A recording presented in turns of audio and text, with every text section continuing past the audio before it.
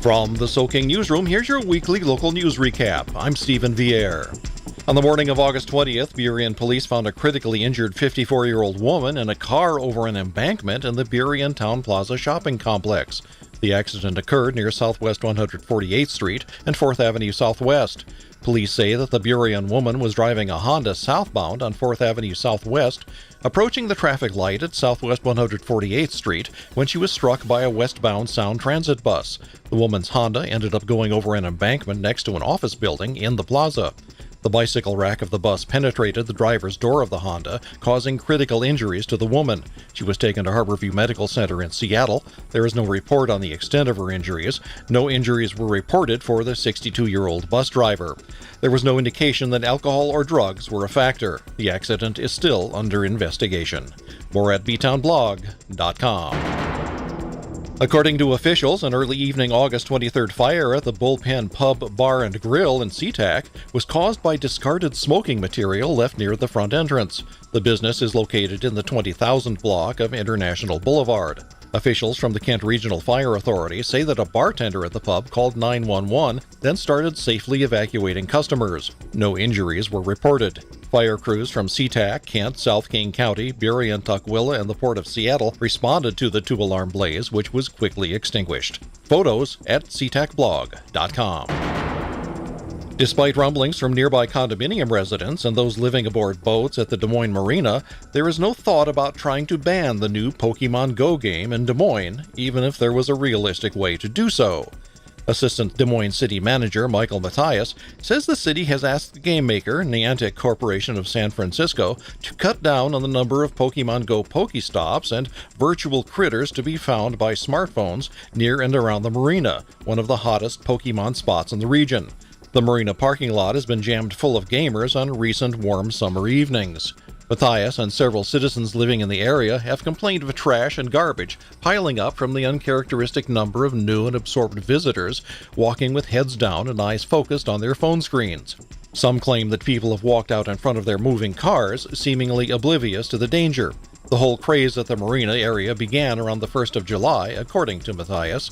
But what has become a challenge for the city is the safety of individuals. They say that with literally hundreds and hundreds of people down there every night, players are focused on the game and not on other people, skateboarders, and even traffic moving in and out of parking spots. He said they have had to bring in extra police to clear the parking lot at the marina's 10 p.m. normal closing time, an action that takes police away from patrolling other areas of the city. Residents complain that despite the regular evening closures of public parks by police, Pokémon Go players often resurface around 1 or 2 a.m., with some players getting loud, arguing, using alcohol and drugs, littering and more until as late as 4:30 a.m. Numerous area residents have expressed concerns over the increase in foot traffic and vehicle traffic on or around their properties associated with Pokémon Go players. The Des Moines Police Department told the Waterland blog that they have seen an increase in calls for service throughout the city because of the game.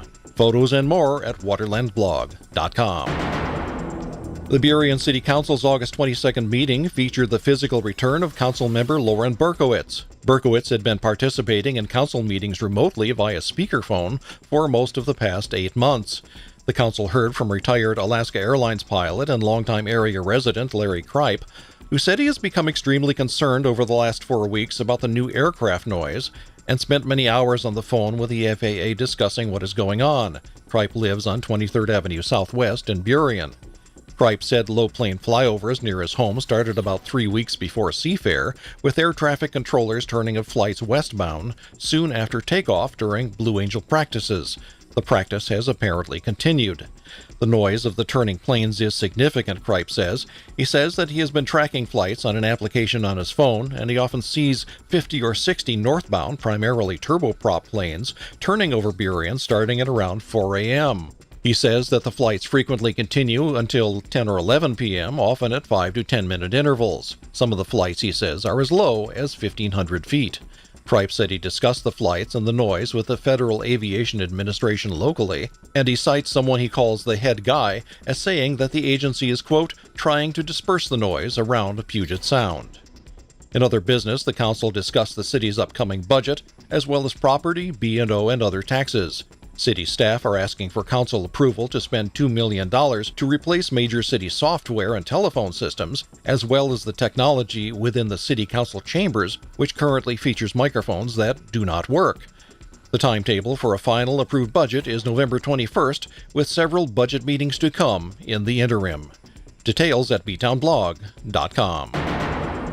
Sound Transit's new Angle Lake station, located on 28th Avenue South at South 200th Street, is scheduled to open on Saturday, September 24th. This elevated station, which costs $383 million, is located south of SeaTac Airport near Angle Lake in the city of SeaTac. A 1,050 parking stall garage connects to the train platform via a covered pedestrian walkway. Modern elevators and escalators connect riders to the pedestrian plaza at street level. From here, one can ride to Westlake Station in downtown Seattle in 41 minutes and to the University of Washington in about 48 minutes. Trains will come every 6 minutes during peak hours. Officials anticipate there will be some 5,400 daily riders coming and going from Angle Lake Station by 2018. Details at SeaTacBlog.com. Well, after this prolonged heat wave, we're looking at a decent progression into the weekend, looking at temperatures in the mid-70s, with some rain possible in the forecast as well. Definitely a cooler looking forecast into the beginning of next week as well. Thanks for listening. I'm Chris Craig, your Puget Sound Weather Geek. Time now for The Mayne Problem. Commentary from senior writer Jack Mayne. We think the people in Des Moines are missing a real Pokémon opportunity, one going on all around the world. Instead of worrying about a bit of extra trash or noise, how about throwing a big party and cashing in? In London, there is a Trafalgar Square Poke Party. In New York, there is a Pokémon Go party in Union Square where they're handing out some free goodies. Even at libraries around the world. For example, a Pokémon Go party at the Public Library in Lincoln County, Kentucky. Even a poke party in, of all places, Aleppo, in Syria, where the troops want to have some fun between battles. How about a Des Moines Marina party with food, booze, and stalls with local merchandise? Remember, these poke people move their heads up from their smartphones eventually, and the city needs to be ready to sell them a t-shirt, feed them a burger, or have a brew ready for those old enough. Why should Des Moines Marina worry about the usual few bad people who leave trash and make some noise when there are local businesses that can cash in on all the visitors in town? For years, Des Moines has complained that if only we had a few more people to buy things. Well, now you do. So King News was created based on a generous grant from JLab's Encore Media Entrepreneurs Program, supported with funding from the Ethics and Excellence in Journalism Foundation and the Nicholas B. Ottaway Foundation.